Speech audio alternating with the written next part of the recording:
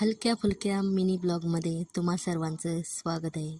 तर आज सकाळी पावसाने जोरदार अशी हजेरी लावलेली होती. आज मी निघालेले आहे रानामध्ये रानमेवा आणण्यासाठी.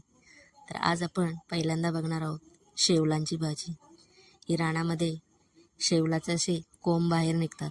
पावसाला सुरू झाला का हे कोंब वर निघतात. या कोंबांची भाजी करतात, म्हणजेच शेवलांची भाजी. बाजारामध्ये तुम्हाला या शेवलांच्या बरोबर ही पानंसुद्धा मिळतात. या पानांना बोलतात बोंड्याचा पाला. ही पानंसुद्धा मी कोवली खोडून घेतलेली आहेत.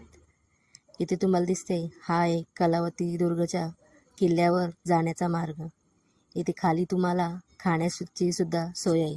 इथे तुम्ही खाली नाश्ता करून वर गडावर चढू शकता. इथे समोर तुम्हाला दिसत असेल कलावती दुर्ग.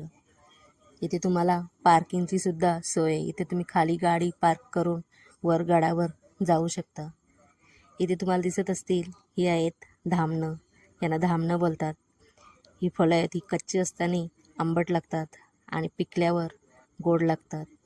पिकल्यावर यांचा रंग असा लाल असतो. त्याचबरोबर रानामध्ये करवंदसुद्धा मिळाली. आत्ताच पिकायला सुरुवात झालेली आहेत करवंद. तर कुठे कुठे पिकलेली दिसत होती, बाकीची सर्व अशी कच्ची होती. ही कच्ची आम्ही चटणीसाठी तोडून घेतली. तर तुम्हाला पण आवडतात का असा रानातला मेवा खायला?